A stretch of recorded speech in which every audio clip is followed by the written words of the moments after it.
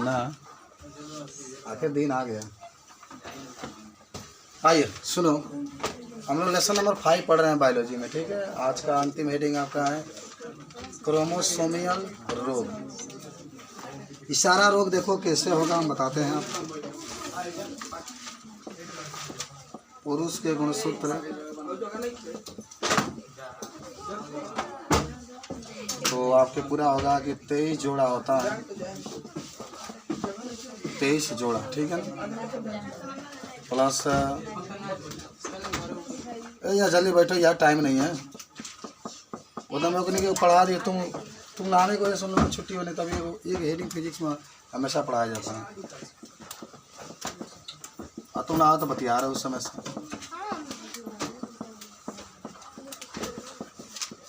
अच्छा सब लोग जानते हो ना, ये वाला हिस्सा जो होता है, ये वाला क्रोमोसोमियल दोष के बारे में हम लोग पढ़ रहे हैं। आप सभी लोग पढ़े होंगे। 46 गो गुणसूत्र पाया जाता है, स्त्री में भी और पुरुष में भी। सब क्रोमोसोम्स का मतलब होता है गुणसूत्र। पूरा 46 गुणसूत्र होता है। पुरुष के गुणसूत्र की बात करेंगे, पूरा 23 जोड़ा आता है। 23 गुना 46, जाना में 22 जो होता है एक समान होता है, और XY जो होता है आपका है, नमस्ते, 23वां, माने ये 23वां जोड़ा जो होता है इसको लिंग गुणसूत्र कहते हैं। क्या कहते हैं हम लोग? लिंग गुणसूत्र। XY आपका लिंग है, और स्त्री में भी XX आपका लिंग गुणसूत्र है। तो बीमारी है आपका। इस बीमारी के क्रोमोसोमियल रोग के बारे में पढ़ेंगे हम लोग। कल आप पढ़े थे जिसका नाम था डाउन सिंड्रोम। कल आप पढ़े थे ना डाउन सिंड्रोम, आपको पढ़ा दिया गया था। इसमें जो आज देख रहे हैं ना, पूरा माने 23 जोड़ा होता है, तो 21वां जोड़ा जो गुणसूत्र होता है उसमें एक गुणसूत्र बढ़ जाता है, एक X बढ़ जाता है। माने आपको ये बताया गया था कि जब 21वां जोड़ा गुणसूत्र में एक X बढ़ जाता है, माने जोड़ा के रूप में गुणसूत्र होता है XX, लेकिन एक X बढ़ जाता है, उसको डाउन सिंड्रोम कहते हैं। कल आप टर्नर सिंड्रोम के बारे में भी पढ़े थे ना। तो इसमें क्या कहते हैं कि जो लिंग गुणसूत्र होता है, क्या होता है लिंग, इसमें एक X बढ़ जाता है, तो उसको हम लोग कहते हैं लिंग गुणसूत्र में, माने एक X बढ़ जाता है, एक गुणसूत्र बढ़ जाता है, तो टर्नर सिंड्रोम हम लोग कहते हैं। कम हो जाता है, हाँ यार कम हो जाता है, तब इन्हें XO होता है, टर्नर सिंड्रोम उसको कहते हैं। आज हम लोग को देखो बाबू, तुम लोग लिखते चलना, अभी मैं लिखाऊंगा अभी। तीसरा एडवर्ड सिंड्रोम, और चौथा क्लाइनफेल्टर सिंड्रोम। सिंड्रोम जहाँ भी बात करेगा तो समझो ये गुणसूत्र की ही बात कर रहा है, गुणसूत्र संबंधी ये रोग है। तो आज हमने क्या 2 रोग के बारे में चर्चा किया जाएगा, तब कुछ अच्छे अच्छे प्रश्न भी हम लोग हल करेंगे। तो पहले हम लोग देखते हैं एडवर्ड सिंड्रोम। हम आपको बताते हैं एडवर्ड सिंड्रोम, और तीसरा माने आप रोग के बारे में पढ़ेंगे, एडवर्ड सिंड्रोम। चलिए पूजा कर, तुम नहीं हंसा जाता, खराब होता है।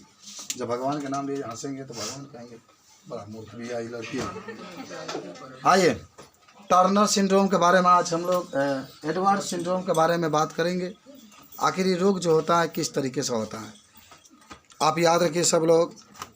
जो पूरा आपके 23 जोड़ी गुणसूत्र होते हैं, 23 जोड़ी का मतलब कितना हुआ? 46। तो इसमें होता क्या है कि जो 28वां जोड़ा गुणसूत्र होता है, 28वां का मतलब 18वां, जैसे 18वां गुणसूत्र लेंगे तो 18 दूना 36वां माने गुणसूत्र होगा। माने जो आज में कहेंगे कि एडवर्ड, हम बताए थे एक ट्रिक कि एक मतलब होता है एडवर्ड, एक मतलब होता है 18, एक मतलब 18 का मतलब क्या होता है 18। आप कहेंगे कि जब 18वां जोड़ा जो गुणसूत्र होता है उसमें एक X गुणसूत्र बढ़ जाता है, एक क्या आता है X गुणसूत्र बढ़ जाता है, तो इससे देखा गुणसूत्र में परिवर्तन बोले तो रोग तो जरूर है। 2 होते हैं हर एक जोड़ा में पाए जाते हैं। अगर पहला जोड़ा लेते तब वो XX, दूसरा लेते थे XX, तीसरा लेते थे XX, चौथा लेते थे XX, पांचवा लेते थे XX, लेकिन इसमें एक X क्या होता है बढ़ जाता है। तो सुनो पहले, जब 18वां जोड़ा गुणसूत्र में एक X गुणसूत्र क्या आता है बढ़ जाता है, तो इसी को हम लोग क्या कहते हैं अच्छा सुनो, ये कुल रोग होता है जगह गुणसूत्र संबंधी रोग भइल तो दिमाग कमजोर हो जाता है, मानसिक विकास नहीं हो पाता, हमारे दिमाग जो सोचने समझने की क्षमता होती है वो कम हो जाती है, शरीर का वृद्धि भी नहीं हो पाता है, होता है लेकिन तनिक क्या होता है, कम होता है। तो अब तनिक हम लोग लिख लेते हैं एडवर्ड सिंड्रोम के बारे में। लिख लो कि जब 18वें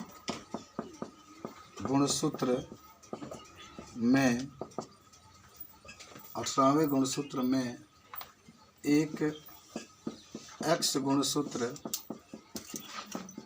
बढ़ जाता है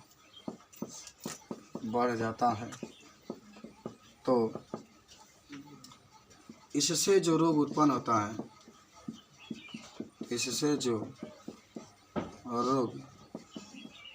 उत्पन्न होता है, तो उसे एडवर्ड सिंड्रोम कहते हैं।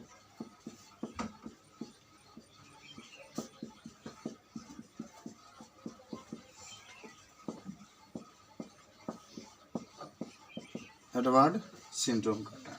जब 28वें गुणसूत्र में एक एक्स गुणसूत्र क्या होता है, बढ़ जाता है तो इससे जो रोग उत्पन्न होता है उसे एडवर्ड सिंड्रोम कहते हैं। अच्छा, इसका माने उदाहरण लिख सकते हैं कि जब ये रोग होता है तो क्या होता है, पहला मानसिक वृद्धि रुक जाती है, मानसिक वृद्धि रुक जाती है, माने मस्तिष्क का विकास नहीं हो पाता है, और शारीरिक जो वृद्धि होती है, शरीर का माने वृद्धि जो होता है वो भी कम हो जाता है, तो इसको हम लोग कहते हैं एडवर्ड सिंड्रोम। इसके बारे में जो भी आपसे पूछे एकदम जरूर याद रखना ट्रिक, ए का मतलब एडवर्ड, ए का मतलब 80, यानी 18वां जो गुणसूत्र होगा उसमें जब क्या होता है, एक एक्स गुणसूत्र बढ़ जाता है तो इससे जो रोग उत्पन्न होता है उसी को हम लोग कहते हैं एडवर्ड सिंड्रोम। और इससे जो रोग उत्पन्न होता है, शरीर का विकास नहीं होता है, मस्तिष्क का भी विकास नहीं होता है, तो इसको हम लोग कहते हैं एडवर्ड सिंड्रोम। ठीक है, आइए,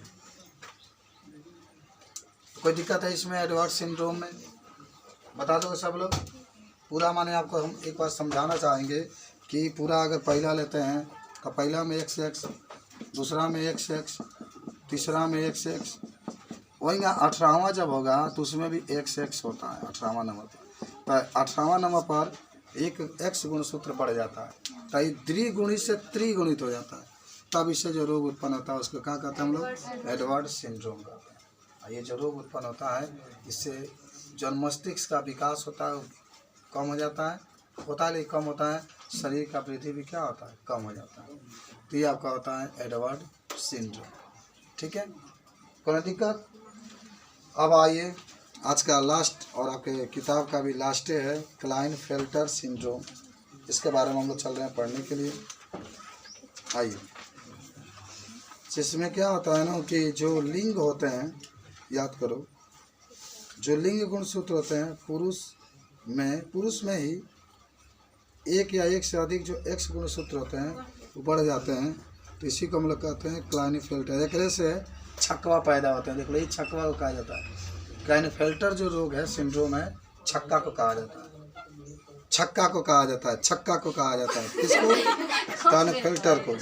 ठीक है, किनर भी कहता है, ब्रिसनवा वो लोग का छोट हो जाला, हत्ते बड़ा आस्तन के समान, माने तनी तनी निकले जाला आस्तन के समान, तनी लेकिन दूध नहीं निकलता उसमें से, समझ रहे हो। चेहरेदार शरीर पर बालों की अल्प वृद्धि तो बाल वगैरह नहीं निकलते, शुक्राणु बनता है, तो जब हेतु की बाई गोली बराबर तो कहाँ शुक्राणु बनेगा, मानो उसके अंदर बंध्यता होता है, मस्तिष्क कम विकास करता है, तभी ना कहीं भी लहंगा उठा कोई में डुबका देते हैं, तो ये था क्लाइनफेल्टर सिंड्रोम। कुछ याद आया? क्लाइनफेल्टर सिंड्रोम में आपको बताया गया कि इसमें क्या होता है ना, अभी हम बताएं लिंग है क्या, लिंग पुरुष के देखा लगे ना XY होता है ना भाई, लिंग गुणसूत्र, तो इसी में एक या दो एक्स गुणसूत्र बढ़ सकता है, हो सकता है कि एक बढ़ जाए, हो सकता है आपका क्या होता है, दो बढ़ जाए, तो इससे जो रोग उत्पन्न होता है उसको हम लोग कहते हैं कौन सा रोग, क्लाइनफेल्टर सिंड्रोम। हालांकि ये जो रोग होता है ये पुरुष में ही होता है, स्त्री में नहीं होता। किसमें होता है? होता क्या है ना, वृषण बड़ा छोट हो जाता है। हम ये कहते हैं बड़ा बड़ा है, बड़ा छोट हो जाता है।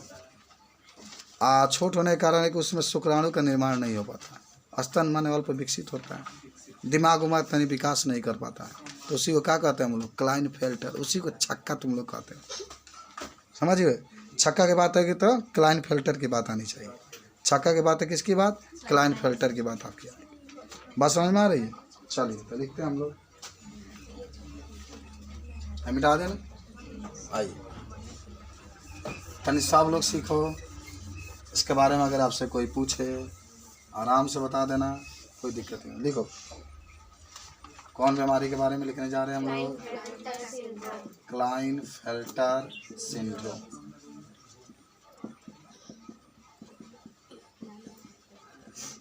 लिखो, जब पुरुष के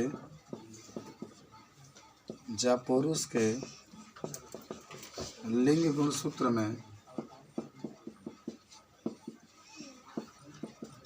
एक या एक से अधिक एक्स गुणसूत्र बढ़ जाते हैं तो इससे जो रोग उत्पन्न होता है,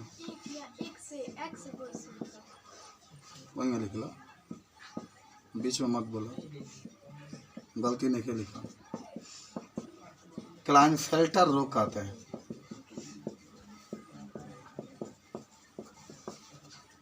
अब देखा क्या होता है लक्षण इसके, क्या कहोगे भाई लक्षण में? ए वृषण क्या होता है, अल्प विकसित होता है।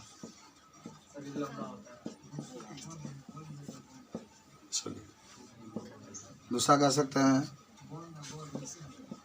मानसिक विकास कम होता है, शरीर लंबा होता है,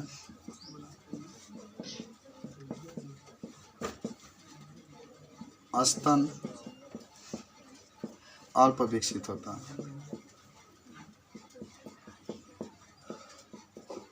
स्तन अल्प विकसित होता है।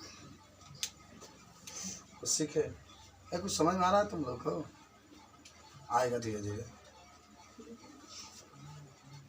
तब हाल को क्या हाल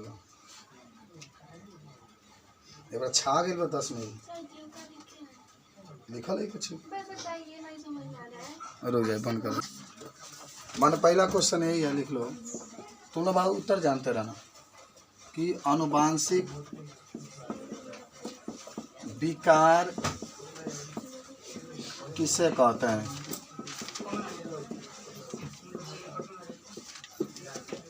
आनुवांशिक विकार किसे कहते हैं? ठीक है, पहला क्वेश्चन यही है। और बढ़ंता रोग क्यों हो जाता है? बोलेंगे बढ़ंता रोग किस प्रकार का रोग है, ये पहला क्वेश्चन है।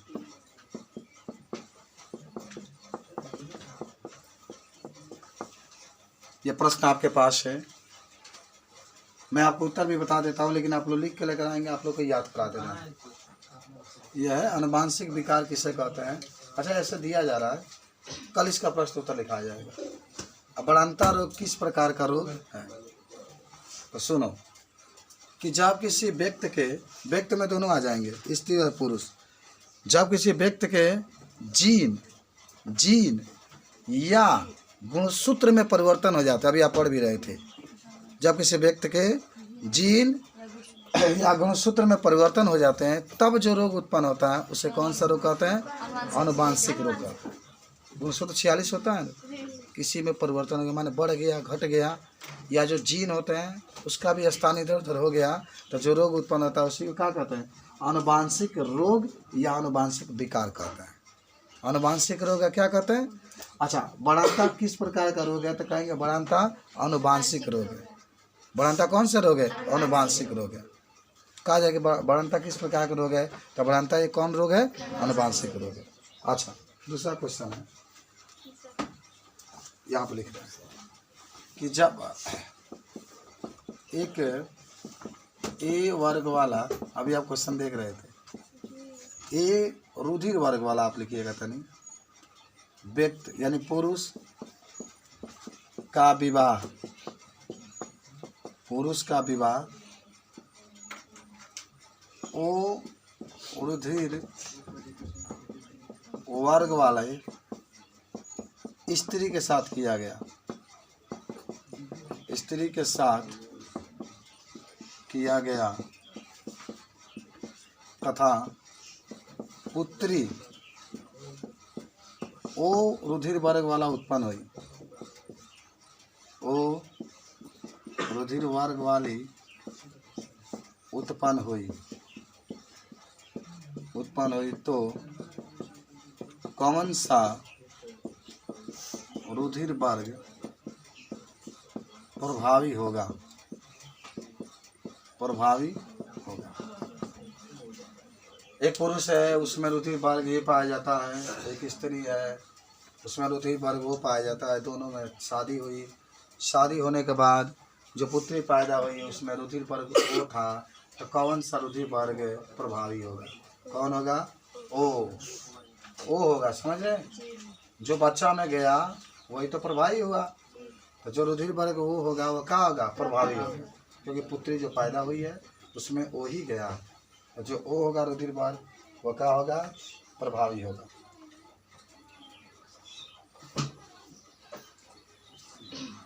आगे चलिए, क्वेश्चन नंबर 3 लिखेंगे। क्या आप पूरा उत्तर जानते हैं? मैं चाहता हूं कि बायोलॉजी में आप सबसे टैलेंट बनिए। चलिए लिखिए, मनुष्य में कितने प्रकार के रुधिर वर्ग पाए जाते हैं?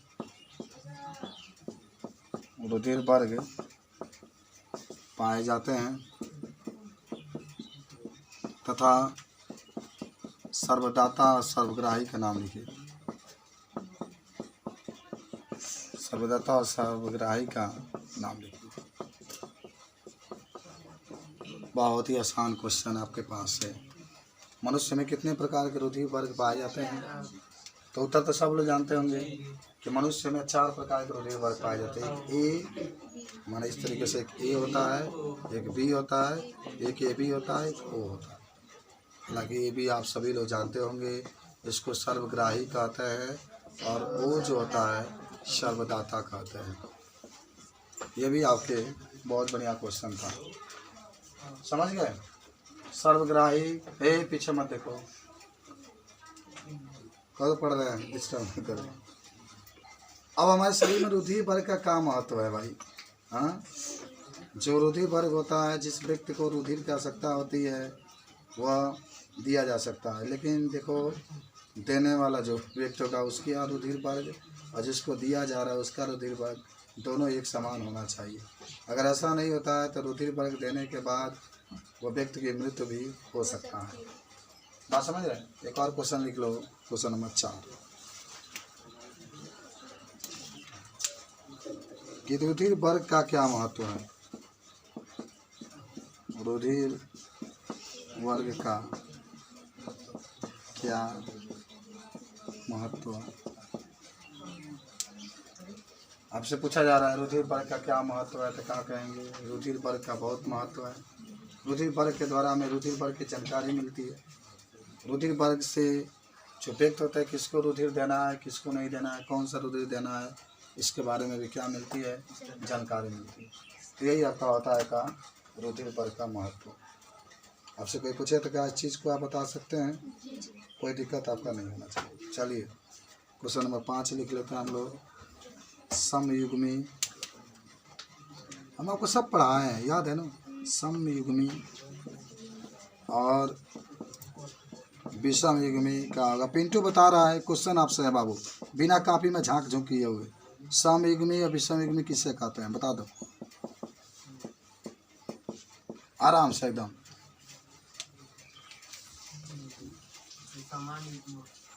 जब दोनों गुणसूत्र समान होंगे या दोनों जीन समान होंगे, दोनों गुणसूत्र या दोनों जीन क्या होंगे, समान होंगे, तो उसे समयुग्मी कहते हैं। याद करो, सम माने एक समान, जैसे x x है तब। और जब दोनों गुणसूत्र का अलग अलग हो तो उसे हम लोग क्या कहते हैं, विषम युग्मी। और आपकी बात होगी जिसका नाम होगा x y। तो समयुग्मी में x x, विषम युग्मी में x y, ये आपकी बात आती है, कोई दिक्कत आपको नहीं होना चाहिए। एक और क्वेश्चन लिखिए, क्वेश्चन नंबर 6 ऊपर लिख रहे हैं, ठीक है। 6 नंबर क्वेश्चन पर आ जाइए। मेंडल का प्रथम नियम लिखिए। देखो बाबू, आप इसको याद रखेंगे, मेंडल का प्रथम नियम लिखिए। का आपको याद है, मेंडल का प्रथम नियम को क्या, कौन सा नियम कहा जाता है, प्रभाता नियम। एक लंबा पौधा, एक बौना पौधा, दोनों के बीच में संकरण, तो F1 पीढ़ी में जो लक्षण दिखाई देगा उसको प्रभावी लक्षण, और इस पूरी घटना को क्या कहते हैं। हाँ, दूसरा ये 7 नंबर मेंडल का तृतीय नियम लिखिए।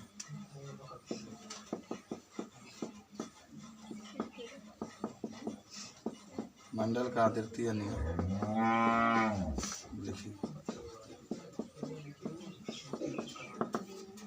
मेंडल का तृतीय नियम का क्या नाम है भाई, पृथक्करण का नियम। यानी यहाँ पर कैपिटल टी है, स्मॉल टी है, तो दोनों जीन का होते हैं अलग अलग हो जाते हैं, तो इसी को मतलब पृथक्करण का नियम, ठीक है। तीसरा नियम आ जाओ, 8 नंबर लिखो, मेंडल का तृतीय नियम लिखिए।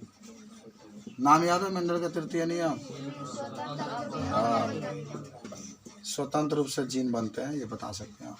9 नंबर लिख लो, जीनोटाइप किसे कहते हैं, कोई बताएगा जीनोटाइप क्या होता है। हाँ,